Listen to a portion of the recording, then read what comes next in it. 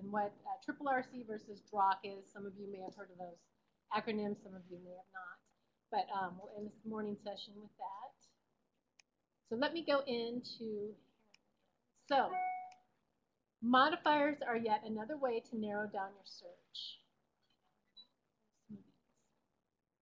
So when you open some of these folders, here we go. For example, diagnoses. You'll see some blue circles. These folders here with blue circles, these are modifiers. So what this allows you to do is narrow your search even more.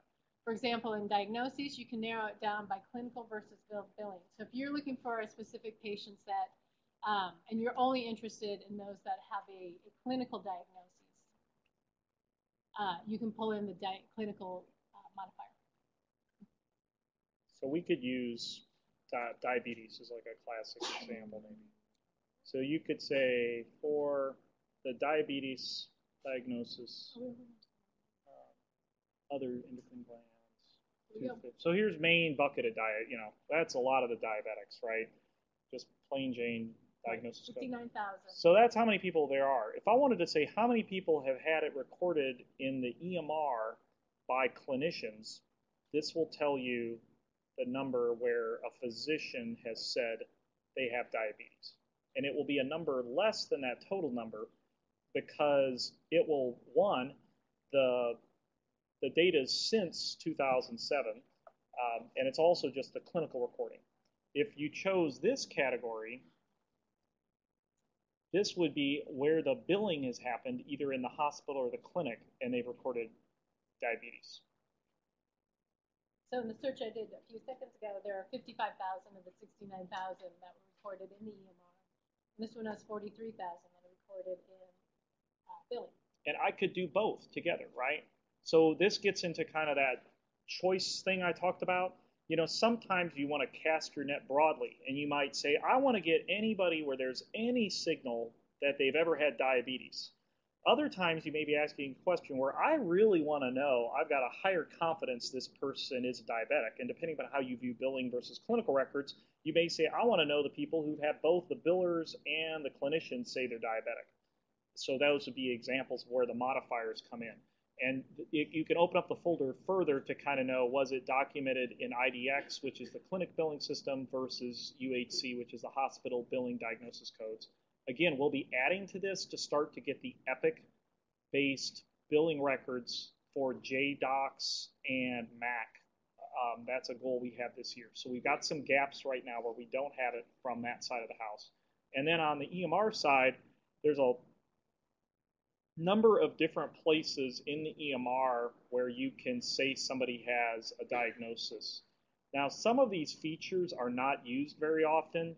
So I think if you remember again, I ran it to say, give me the clinic diagnoses, and there were 55,000. If I wanted to be more specific and say, was it placed on their problem list? Is there anyone who knows what a problem list is? Do you want to tell folks what a problem list is versus just generally it might be in the EMR? Yes, the problem list usually active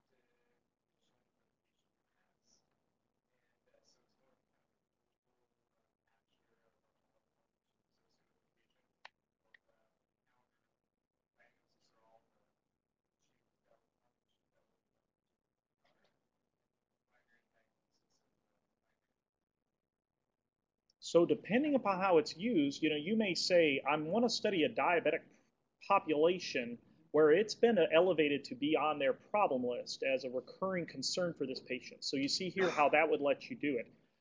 There are spots we've run into, let's see how this works, where some of these features we've noticed do not get used very often. I think principal problem is one where we thought it was going to be a really powerful feature, but we found out nobody ever uses it in the Epic workflow. So the way the principal problem,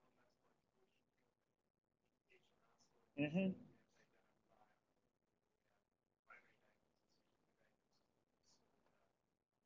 Yeah. So what it is there is a slot where clinicians can say something's a principal problem, but practically they don't do it because they know the coders are going to assign that later on. So there are some things, just to point out, we have in here that can be assigned, may or may not, buyer beware a little bit in terms of how regularly it's used. In contrast, primary diagnosis is a flag that the EMR, clinician can set in the EMR, which is fairly robustly used. So does that give you a sense of when one would, and again, it's kind of by the different sources of data we have, the different ways you may see a billing reflection of care or a clinical reflection of care. So if you drag in the filter, though, you get all the dots. Correct. That's correct. Correct. Yeah. So you brag in at the higher level, and that's a good point as well. You always think about the modifier folders as applicable underneath their parent folder. So yes, you would if you don't care, you just want it anywhere, you just drag in the higher level folder. The modifiers are underneath that folder to let you be more specific if you want. Question in the back? So if you want just the clinical diagnosis of the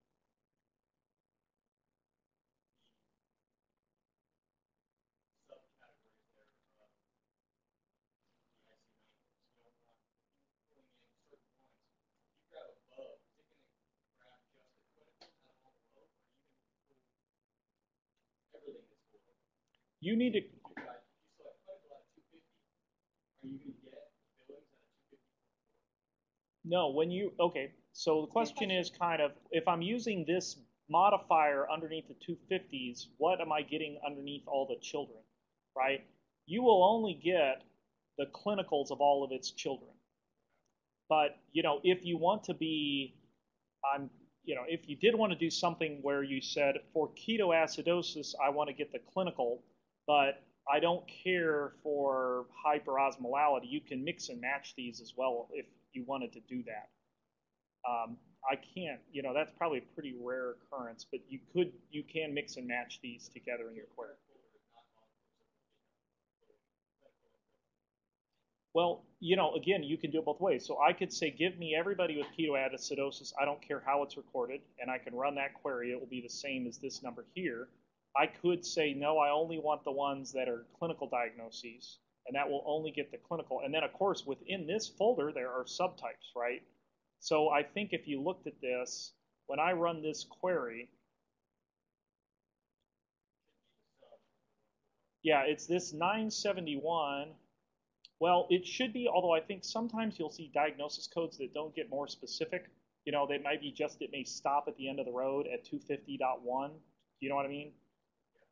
But you would see that this 971 is containing the clinicals within the 970, it's containing the dot, it would be kind of this plus this plus this plus the next one down. But I think in certain cases you will see that they don't record it to the second decimal all the time. But we would get into Judy's world about, when do people do that? Because you see that happen. Sometimes it rolls up only at a certain level of specificity or not. But yeah, this number here would be clinical, but also clinical at a more fine-grained level. And so, and actually that does line up. So in this case, they are coding, whenever they wind up recording diabetes with ketoacidosis, they tend to be doing it at the lower level. So I'll just verify the 971 we got for just this conjunction. When I AND it with the children, it also generates 971. Now, earlier I told you not to search on anything that didn't have a patient count after it. You'll notice with the modifiers, there's no patient count after the modifier, but the folder above it has a patient count. So you can search on modifiers as long as that higher level folder has a patient count attached to it. I would say the coolest areas that got modifiers are diagnoses, and then the other really neat modifier area, thanks to Matt Hoag in the back, is family history. So if you wanted to do things like, say, I know they've got breast cancer, and you wanted to know how many of them had it in their mother, this would let you run a query to say they had breast cancer in their mother. And then if you said, I want to know they had it in their mother, and they had it in their maternal grandmother. Well, this will be probably 0, hopefully, right? Probably not too many well, actually 8. That's kind of either erroneously data entered or, men can have breast cancer. But so like labs, you can see he scrolled over to see what it was at the end. It attaches that modifier to the terms. And my comment about Harvard software being bad is really tongue-in-cheek. It's really neat software for what they were providing. So this would give you an idea. These people have got cancer both in their mother and it's been documented in their maternal grandmother. So that's a place that uses modifiers extensively. And then labs have some neat modifiers on them. Although right now it's not applied yet to the link tree. We need to do that. But these have got a feature which if you just wanted to focus in on the last lab result, you can use that as well as the median lab result. So if you just wanted to say, I want to do a quick count on people who got a high creatinine of their last recorded creatinine, you could use that feature. And then the medications, we've got a ton of modifiers. Probably the most important ones is you want to distinguish between was it written as an order on the inpatient, the outpatient side, is it on their home med list, did the pharmacy dispense it, and then also the medication administration record by nursing is listed here as well. So you can look at how did the nurse address the MAR. So that's kind of, as a person who used to work a lot in CPE and pharmacy, that could be kind of interesting is to see how did it get ordered, did it get dispensed, did it get administered, or you even have details in here of maybe the MAR got addressed, but the drug was not given, it was held. Other big modifier areas? Those are the big ones. But if you do see the blue dots, that's what you're looking at. And we've also, Nathan has also attempted to calculate a cumulative daily dose for a single order. With our work in the Greater Plains Collaborative, we may be kind of harmonizing these approaches nationally, but this is trying to give you an attempt to say, looking at the SIG of the drug, what do we think based upon the frequency intervals and the dose, what the dose would have been during a day. So that could be useful if you're looking to say, you know, did they get a prophylactic or a therapeutic dose of an anticoagulant? Does anyone have any questions about modifiers? Go ahead. Oh, yes. Oh,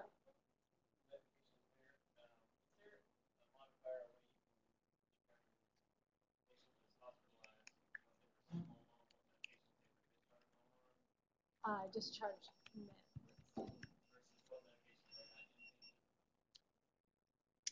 You could be looking at their outpatient orders, right? So what you may want to do, what I think you would look for, is you may say, I'm looking at patients who I know were hospitalized, and during that same financial encounter, I want to look at what were the outpatient medication orders generated during that encounter. I would look at this a little bit, because I guess one of the things, and I haven't had time to look at it in detail, is if they come in and it's documented on their historical med lists, that would be their home med list, then when you send them home, does everybody completely readjust everything? Do they enter explicit new outpatient orders, or do they just let it sit on their home med list? You know what I mean? So what I would think you could do is you would be looking at a combination of, for that hospitalization, and looking at their historical meds, and then looking to see were new outpatient medication orders generated during that stay. So that would be where I'd start looking. You know, but you may look at something and say they were on warfarin 4 milligrams. That's on their home med list. They get admitted. You did all kinds of therapy during they're then leaving the hospital. You may want to look at that patient set and just see what's happening to the warfarin orders. Do I see them generate? Clearly, if they adjusted the dose to 3 or 5, you'd see probably a new outpatient medication order. But if they just left everything the same, I don't know. I'd defer to people in the pharmacy to see if people are running statistics to see, do people readdress everything? Do they update the home med list? Do they generate new orders? But you could use those modifiers to kind of look at those characteristics. And then when you receive data from us, so, getting into that level of detail, you're going to want to get a data set from us.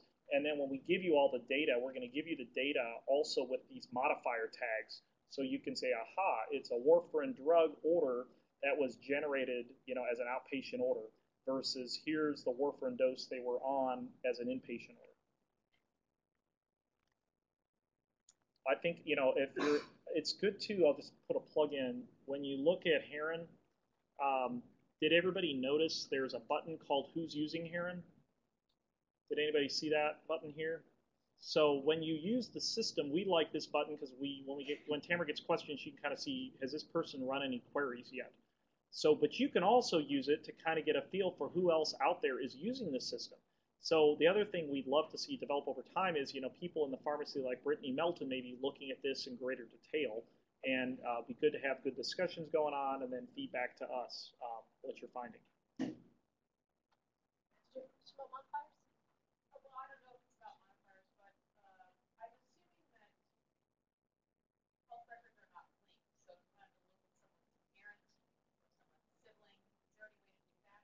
We don't have that. No, Yeah, we don't. that could be future work someday. I would say the first place we may get into it is there are some mother-baby linkages in Epic in kind of inconsistent places, and we may start exposing that at some point in the future. But that's an area where you'd wind up getting data from us, get an identified data request with IRB approval, and then you could go back and try to pull from each group. Okay, so I'm going to move on to tuple freeze unless anyone else has any questions. Is everybody well caffeinated? Yeah, we do have a lot This of will coffee. be this is going to be kind of tricky to think through. I get confused sometimes. So we've gone through treat independently. We've gone through same financial encounter. The last one is define sequence of events. So I'm going to click on this, and then another drop down pops up. And here you define your population in which these events occur. So I'm going to do high level one. I'm interested in people who have had hypertension and have had an acute myocardial infarction. So let me pull that over. As far as hypertension, I'm just pulling over the whole bucket, 401 to 405.9. And I'm interested in those that are female. So let me bring in my female. Okay, so my baseline is acute myocardial infarction, hypertension, female. Your population can be anything you're interested in. It could be just females. It could be, I know I want them to have this AMI and the hypertension and female. So of these people, I'm interested to know who was diagnosed, which diagnosis came first at KU.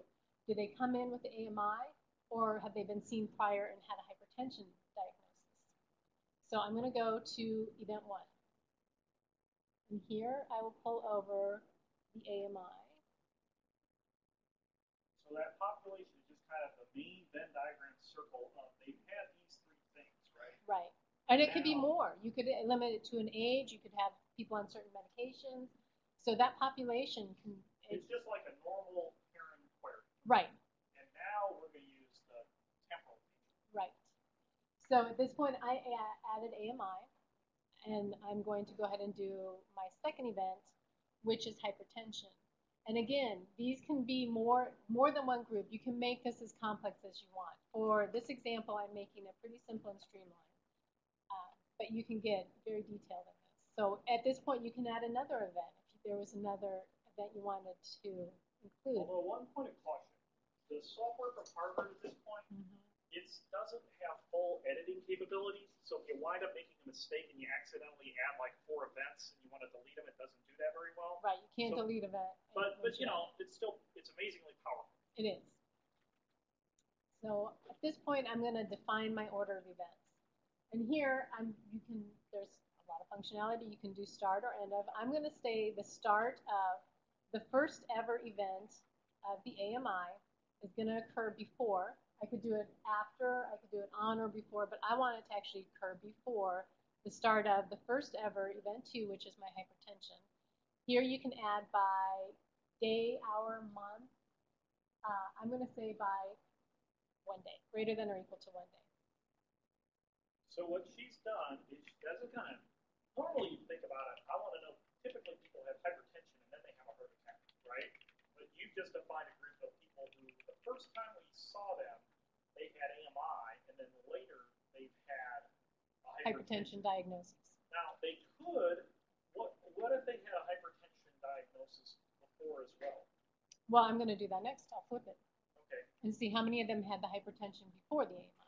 But could you have people, okay, well, let's run it first. See what happens. So they're going to have this group, we at least know they will have an AMI diagnosis before they've had a hypertension diagnosis.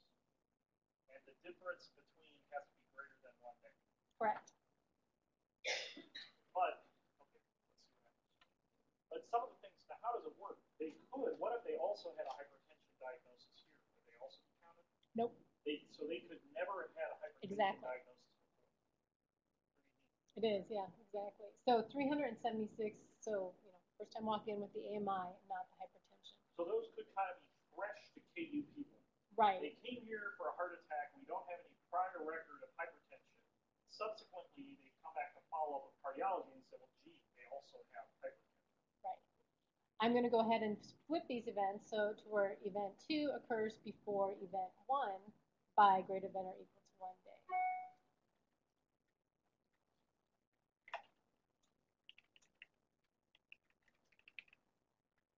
And here I will do hypertension first. See what number we get here.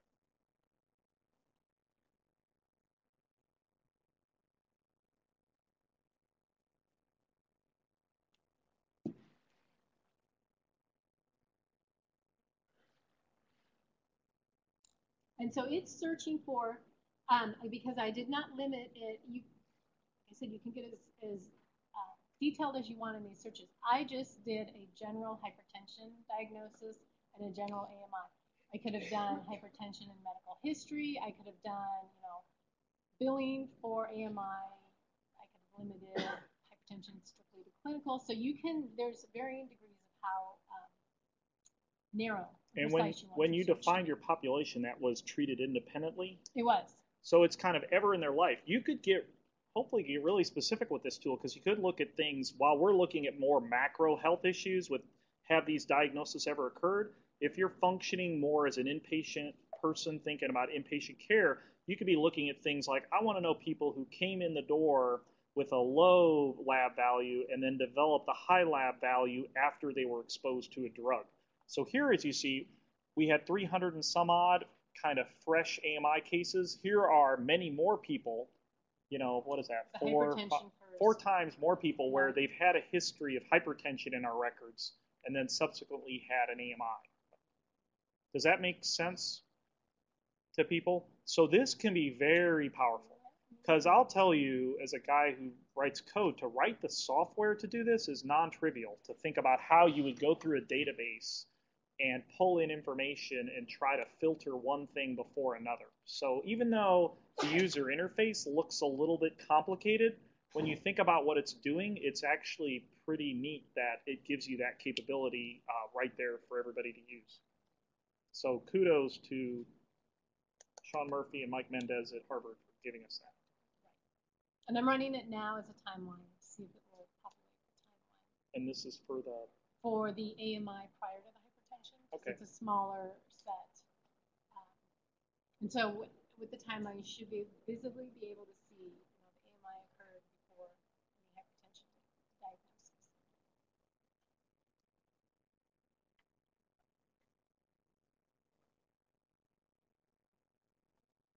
And so it's creating the timeline. You can create a timeline from the search, or you can also create it from the analysis tool. Now you'll see things are duplicated in here because the search had, I duplicated the concepts within the search when I defined my event. I included hypertension and AMI in my population, and then AMI was event 1, hypertension was event 2. And this is the patient's fake birthday? Correct. When they're female? So it's kind of neat. So right. Here you go.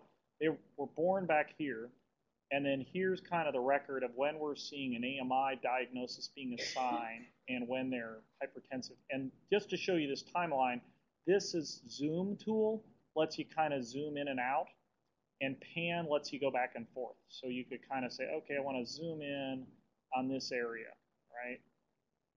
And get a little more detailed look at when these things are happening. That's getting put on the medical history. This is being assigned based upon the EPIC system. This one is being assigned at the patient level as well. And so you can use this timeline and then go back and drag. I'll just show you a little bit of timeline capability. Watch this. You could kind of come in here and say, okay, let me go back.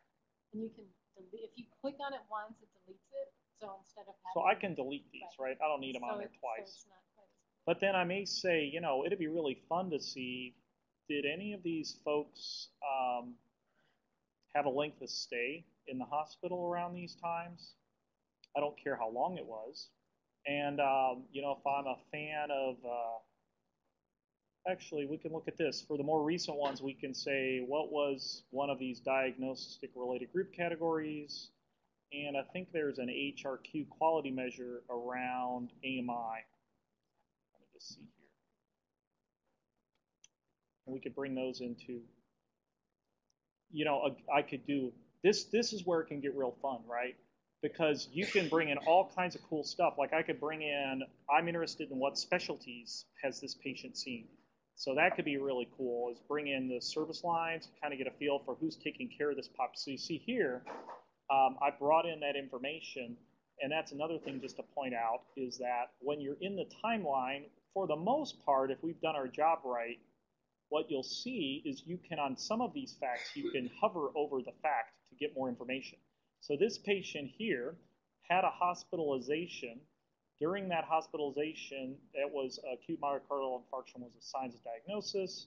That was a 1-day length of stay, and the APDRG was for chest pain. Here's another diagnosis, another hospital length of stay for 3 days. You see the 3, and then you can see, you got the 3 there? Yep.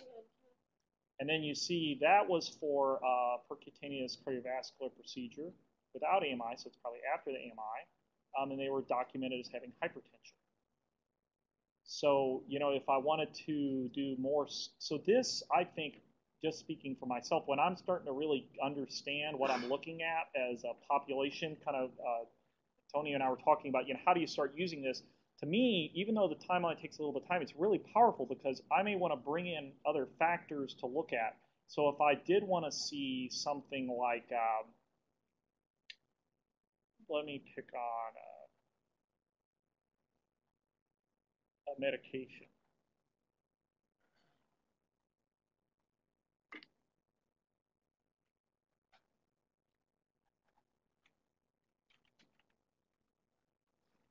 I might say, I'm curious to see, do any of these people take lisinopril or do they take a combo package of hydrochlorothiazide and lisinopril? Yeah, I may not have used that in my initial query, but I can drag it into a timeline just to get a feel for what's going on. Or you may want to bring in things like clinical service, which would let you see where are all the places these folks are going. So that gives you kind of a feel for this person is not on lisinopril, but this second patient is on lisinopril. And they're denoted at a 10 milligram tab, 10 milligram tab, kind of extending during this time period. Each of those drugs, that's going to be a visit. I mean, either an inpatient or outpatient visit. They've seen in a data entry, or they would build. You can each tick mark. So if you look at this HERON I2B2 tool, it calls things facts. So what it kind of represents is we've pulled in something from a system as a discrete fact.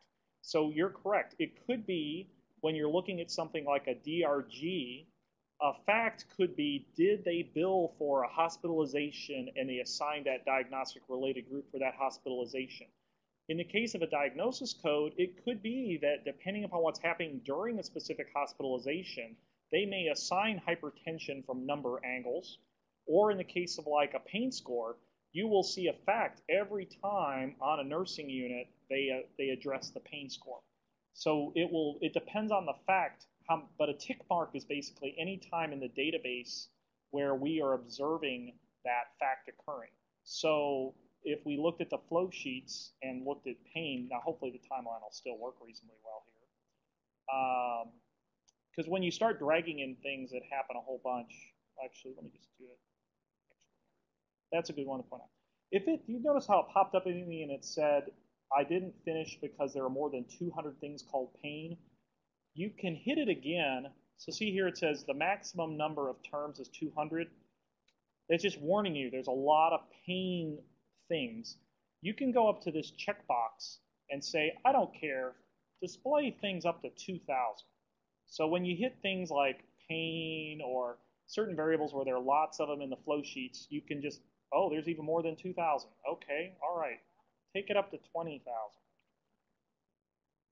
Let's run it again. Okay. So it's going to take a little while, but hopefully it'll spin back here in a second. What I'll do is I'll just say, if we were interested in that main pain score as something we wanted to chart, we'll just bring that in. And that would, what we'll see here, hopefully pain is being addressed on this patient population. And you'll see the tick marks will be every time someone addressed the pain score and said what their pain score was. So the tick mark will vary depending upon what the fact is. Sometimes it will be at the level of an encounter. Sometimes, like in that example of gender, we only set the fact they're female once when they were born. But then other things like a pain score may show up every little time someone updates and sets the pain score. The other item while this is showing up that we're trying to do a better job at encoding is you may have noticed on that lisinopril order, it kind of had a bar, and then it had a thick line between it. We're working on that to try to do a better job, and we've got some issues that Nathan and Suman are working out to kind of better describe. We think we've got the time right of when the order started, and we're trying to do a better job of looking at the EMR to detect when did it stop. So when you're seeing a thick bar, that's our current interpretation of when we think they may have discontinued the order. Is that accurate? So you can see here, if I did this right, here they were. This patient has had a pain score recorded in the past of 0. And then during this hospitalization, it was recorded as 6. Because that was a hospitalization, because I see there was an APDRG and I've got a hospital length of stay. And then next, let's zoom in a little bit. I can see that. Now it's just one tick. Sometimes you'll see things line up. Actually, this is a good example. As I zoom way in. Sure. So we'll look at this one. Here is a hospitalization, and it's a 3-day length of stay. And notice how it has a little fat tail on it. That's showing you we think that this hospitalization fact coming out of UHC, see how it's got a thicker line there? That's showing you we think this is a 3-day length of stay, and it's during this time interval. I'll zoom in even more. Yep. So during this 3-day length of stay,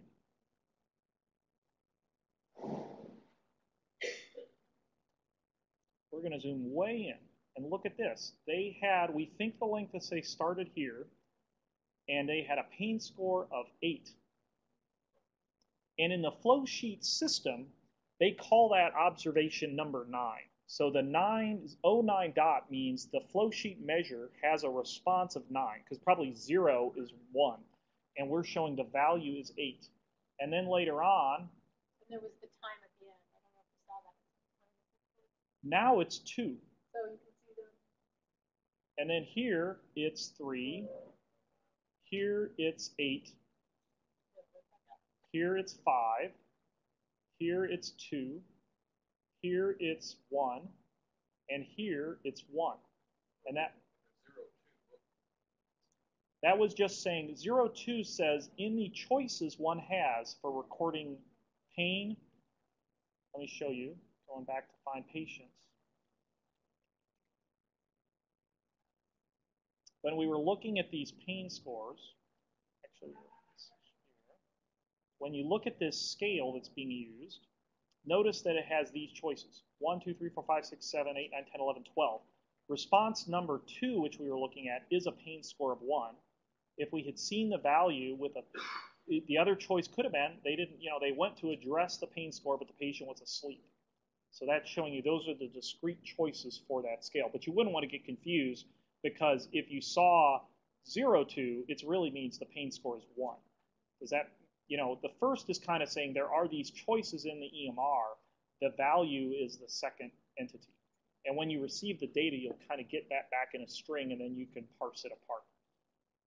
So that's kind of showing you, so this is a good example. I think we had some people interested in pain, and you'll see in our example here on an inpatient unit, we're drilling way in on one particular encounter, and we're seeing they did a whole bunch of evaluation of pain during that encounter, and then towards the, and also let me show you this, zoom in again.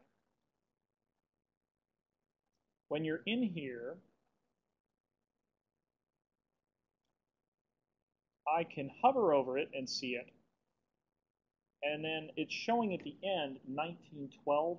That's the time, 7 o'clock in the evening, and then I can click on it in detail and say that was on February 5th, 2009. So that kind of gives you the full details of what you're looking at. So you can see here, by the time they went home, that's kind of interesting. They had a pain score of 9. So they went home in pain in that episode of care. Yes.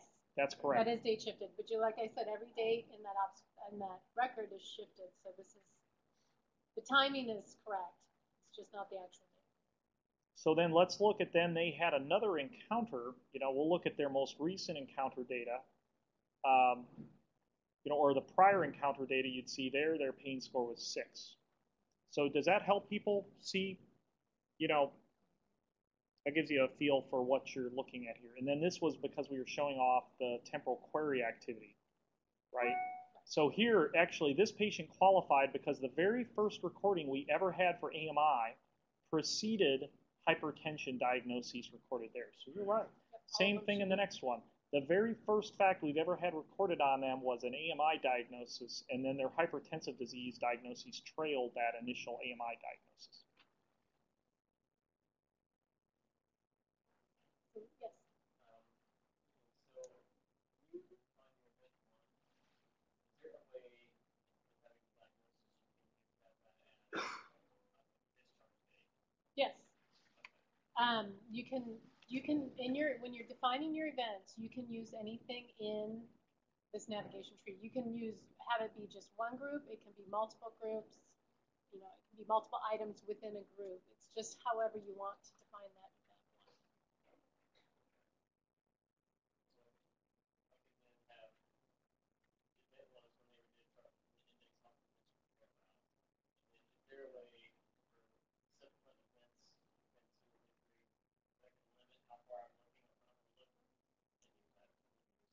You can apply date restrictions to your events as well. So when you're defining your events, you can use the same functionality you can when just creating a query. You can have occurs more than once. You can exclude. You can use dates. This is pretty new technology in I2B2. So if you make it super, super complex and you come back with 0, that's when I suggest creating if you come back with one patient, that's when I suggest you create a timeline. And then you can visually see if the items are lining up like you expect. That makes sense. Any other questions about temporal before we move on to REDCap? All right. Oftentimes I have people come to me and say, okay, I'm looking for, let's use people who have had heart attacks. I'm looking for people who have had heart attacks, and I want to get information on what kind of meds they're on or what kind of labs they've had done. Well, if you have a set group, if you have, say, 200 people with heart attacks, AMI recorded that you're interested in studying, when you pull in AMI into your search, your number is going to be much higher than that. So if you have a patient set already that you know you're interested in studying, if you have a subgroup of a certain diagnosis or a certain procedure that you have already, and you have the MRNs for those, you can create a REDCap project, which we can pull into HERON. How many people have used REDCap before? Show of hands. Okay, so we got a fair number of people. So if you haven't used REDCap, REDCap is a way to build databases that's very, very user-friendly. And you can kind of think of it like an Excel spreadsheet that you make it easy for people to enter data on the web. So that'd be the simplest way. So if you're doing research right now and you're managing everything in Excel and you are working with more than one person, REDCap may be a good solution for you to start managing your data in a database that we back up regularly and has a huge amount of functionality. In our clinics every other week, we also cover REDCap. So you can go to other things we do to offer to teach about REDCap. But we use it as a bridge between data that you may be curating yourself and the larger pool of data in HERON. So I use an analogy. It's kind of like you already know, like a classic example may be maybe you've got mortality, morbidity reporting for your department. And so you know the cases you're interested in. But you want to abstract all their pain scores, This would give you the ability that if you were keeping track of 100 patients you want to study, put them in REDCap, you then bring them into HERON, and then you can go trolling for all the other data about those people. So when I log into HERON, I get this choose a project. Most of you probably just go straight to the search interface.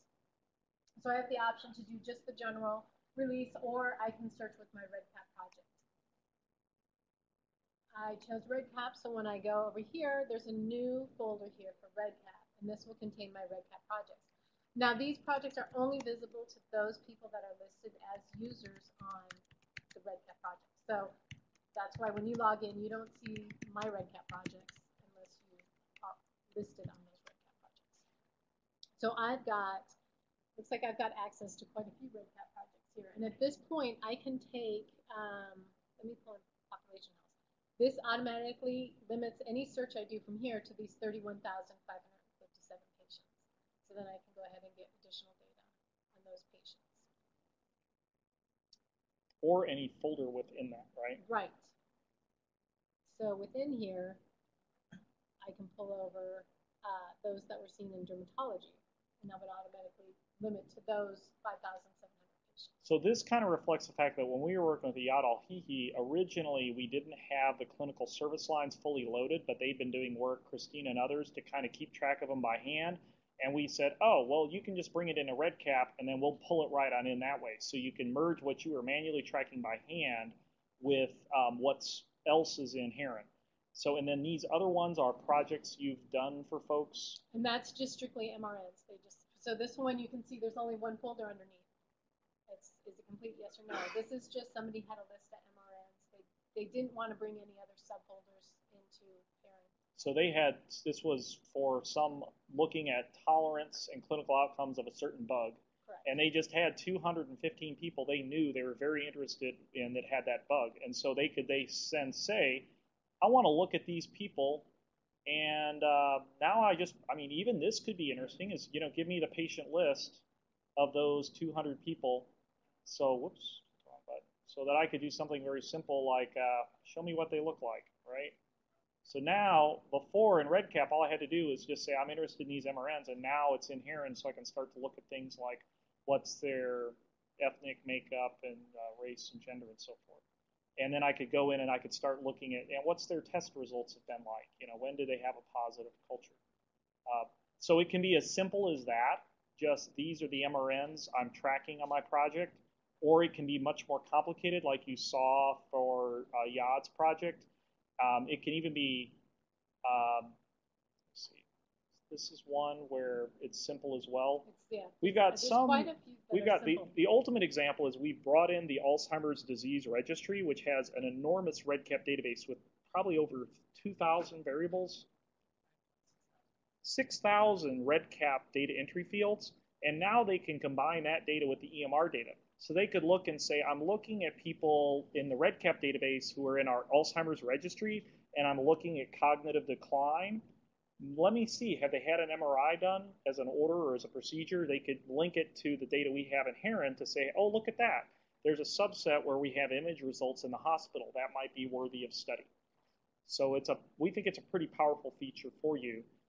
And it also relates to the fact that when you get data out of HERON, you'll get it back in REDCap. And we've got some projects that have kind of done this life cycle. And that gets to our next point. So, yeah, some people use REDCap for a variety of reasons. For example, this one down here, they were interested in lung and colon cancer for only 40 patients. Obviously, there's a lot more patients that have been diagnosed than that. So that immediately limits down to those 40 people instead of trying to wade through the data and look for MRNs. And another thing is sometimes people come to me and say, well, I just want my patients, or patients of certain providers within my clinic. We don't have any provider information in HERON right now. We do have physician specialty for inpatient, but you cannot search by a specific provider. So if you were wanting that, you could put it into a REDCap project for your department and bring it in. And I'll talk about where we're going. So you can search right now by clinical services. So you can search and say, I want to look at the family medicine practice that's based in KU or the one that's in the Langdon Centers. You can filter that, but we're not showing you, here are the cases where Joe LeMaster has been listed as the billing service provider. What we're likely going to do, though, is we're going to start bringing that data in, but then de-identifying all the providers. So we've got requests to kind of start to look at that for both trial recruitment as well as for population health. So we'll probably make inroads there. But as Tamara's pointing out, if you know specific people you're reviewing that you want to do, it's as simple as having this little REDCap database with just one variable, which is the MRN, and then we can bring it in. The other comment is when you bring in REDCap projects, right now, the people who will see them are only the people that you assign rights in REDCap. So REDCap, as I mentioned, it's a way to manage data, and not only can you build forms to put the data in, you can say who else on campus can access my database and what type of roles and privileges they have. So you could have a project and you want 2 students to enter data, but you don't want them to look at data. So when it comes time to REDCap being brought into HERON, you only give access to those on your project. So, like the example of the Alzheimer's Disease Center, I don't have access to that project, so I don't see it listed when I log in to REDCap. But I do have access to other REDCap projects that I see. So any other questions about REDCap before we move on? So the last thing we're going to talk about this morning is requesting data. So when you search in HERON, pretty much all you get are patient counts, or you can get some high-level demographic information of the timeline. But if you want data, you'll need a data request. So let me go back over here. So when people request data through HERON, there's 2 different routes to request. One is a triple RC and one's the drop. So it's kind of alphabet soup. These are 2 different groups. One's the Data Request Oversight Committee, and the triple RC is the Recruitment Registry. I can't remember the order of the 3 R's. So we just refer to them as the triple RC. So basically, here's an example of how it would be. If somebody, you've got an investigator, they're doing an exploratory It's the Recruitment research. Registry request. Oh, right there. That's right. So investigator will look in HERON to see what, narrow down that patient set they're interested in. So what do they want to do once they have this patient set? Do they want to contact them for recruitment through a clinical trial? If that's the case, then they need to go through the triple RC, which is you receive only contact information. And it's for the Frontiers Registry, so it's those who have agreed to be contacted. If you're interested in obtaining data for analysis, or if you're wanting, each of those observations from the EMR, then you need to go through the Data Request Oversight Committee. Both of them have a review process. Once approved, then you will receive the data. So the Data Request Oversight Committee, this DROP, they approve pretty much any data except contact information, and you can get de-identified or identified data through them. Identified requires an IRB approval. The triple RC, you only receive the name and contact information, but you do not receive any of the information from their medical record. And that also requires an IRB, an approved IRB for that as well. So you've got choices, and they're, depending on what you want to do, they're less restrictive. So if you're happy, and we would encourage you to think about, can I answer questions with fully de-identified data? Because if the answer is yes, you can submit a request, and it does not require that you have an IRB ahead of time. It will go in, it's submitted electronically, and then a committee reviews it online. Somebody from the hospital, somebody from the clinic, somebody from the university, we review those requests. If everything looks good, it gets approved, you'll get your data set. If you want identified data, because you need to go back and abstract data out of the chart, or you need the exact times, still can request it, but you got to have the IRB first. Let's show them the request form. Because that'll kind of answer some of the questions. So, and the other comment is, if anybody here who is not faculty, previously your faculty would have sponsored you as a sponsor. So the other step is, if you're a student or a staff member and you want to use HERON, or you know people who do, they first have to get the faculty member to sponsor them for browsing access. The data request is the next button down. And these investigator requests, these are only visible by faculty members, because faculty members are the only people that can submit these. So if you are trying to get data requested and you don't see the button, you need to have a faculty member. So there's 2 buttons here. One is HERON data use request, and then one is the Frontiers participant registry request, which is actually the triple RC. They've recently changed their name to triple RC. So we need to update that on this button. But if you want to request data, you go ahead and click on it, and Russ can start submitting it. What you'll do is you'll add the team members, anybody who's going to be accessing that data. You can add multiple people. I believe it's up to 10 people. So I'm doing something where Tamara is going to work with me and Jonathan Mencken, and I'm adding other faculty because Ann Davis is going to work with me on it, and John. They still need to be on the project because they're going to be using this data. So I'd say that's my project. And if you're requesting identified, anybody you add to your team on this request must be on your protocol, your approved protocol. Now, pretend it's me. Tamara's logged in, and because she trains everybody, she's listed as, quote, faculty on this form. It'd normally be my name or the faculty member's name, and then they'd have a title, good research. Give a good name for your title, because think about it. The people reviewing this, if you make it really scant in materials, they're going to question what's going on. But give it a good list. If you want to set an expiration date, you can for the request. And this can be useful if you're sponsoring a student project and these students are going to graduate. It's good form to just say, they're going to be done with this student health of the public class by next winter, cancel it after that. Right. Notice we're requesting data. And what happens here is this is the terms you're agreeing to. So you're receiving data for the purpose of research. You're going to comply with this. If you notice anything where you believe you requested de-identified data and you're seeing identified data, you're going to contact the privacy officer. You're not going to attempt to sell this data. It's research data. You're not going to use it to make clinical decisions. You're going to go back to the chart to validate things like that, and then give a description of the project. If it's de-identified data, you would just say it's de-identified, and then you would put in the name of the search that you want us to pull data from. We can talk a little bit about how they fill up their shopping cart. If you had supplemental materials, you can attach them there as well for the committee. If it's identified data, it's then going to ask you, is this for research or quality improvement? If it's for research, you're going to need to enter your IRB number and attach your study protocol. If it's for QI, you'll attach a letter of determination from the IRB just saying that it was a QI project.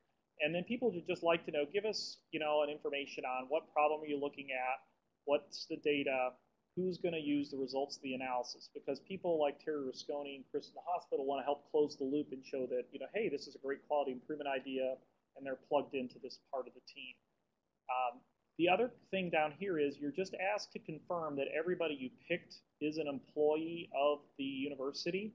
If, let's pretend that Ann Davis was not an employee of KU, you could specify in here, she's an employee of another organization and here's her role. She may be, so that can often be the case of like a part-time student or something, just identifying what organizations these people are in. If you're requesting identified data, the biggest thing we see that holds up requests is once we see it's identified, we typically have Julie Wessel or somebody from Human Subjects Committee review the request to just make sure that the people on the HERON request are identified as study team members on the IRB protocol. If they're not, you're going to get a message back saying, hey, we're holding this up until you add them to your IRB protocol. Does that make sense? I would say that's one thing where I would like to solve this with computers a little bit to give you pop-up warnings saying you're adding somebody to the team, but we're not there yet. So it's a little bit of a manual process, but that's the main thing we see that holds up requests is they've added somebody to their data request who isn't on the IRB protocol. So once you do that, I'm not going to push the button, but then it gets submitted, and then it goes into a oversight project that we use to manage those requests.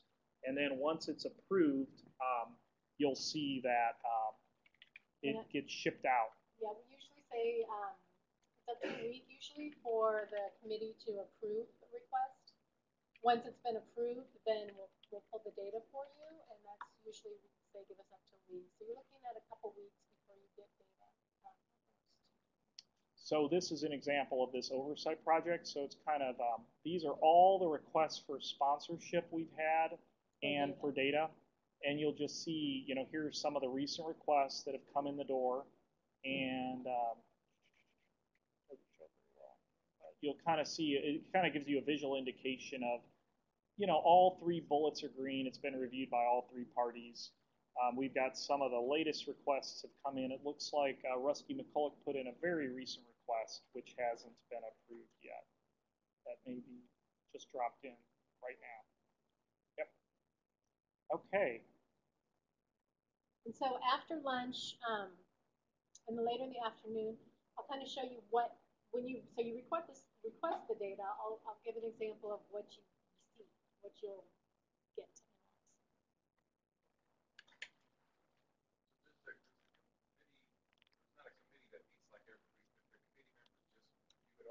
They do it electronically. We do meet once a month, so if there's any questions, sometimes they defer to the committee meeting and we'll discuss it as a committee. But yeah, it's a continual process. They do the review online. So yeah, we have a meeting every month, and because it not only reviews requests, but it helps us shepherd the project to think about kind of policy procedural issues around management of data for research. So that committee meets every month. If there was something where, the hospital or the IRB was a little bit like, we've never run into this case before, or what does this guy want to look at exactly? We've never had that happen. It's an opportunity to talk about things in person. So occasionally you'll get requests where we'll want to talk about it, and it might be held up for the monthly review. But generally, the requests get turned around in a couple days. So that's all I wanted to introduce you to this morning. We're going to meet back here at 1, and then you guys are going to just start searching at your desk. And we'll be walking around to answer questions throughout. Feel free to grab me or any of the people we introduced with the medical informatics stuff. I do want to introduce Lee Wong over here in the corner. She also answers a lot of HERON questions, and she works with me. And she often is the main person fulfilling data requests. Yeah. And yeah, so I mean, meet other people from the place as you talk over lunch. Think about what you want to search for, and then we'll be here after. If you want to sit next to people you want to work with, or if there's somebody you've never met before that you want to work on a common problem, self-organize, and then after lunch we'll come back and try to see how far we get in about 3 hours. Right, and for those who are joining us remotely, we're going to the Adobe Connect will be down during the hands-on session, but we'll be back up at 3:15 for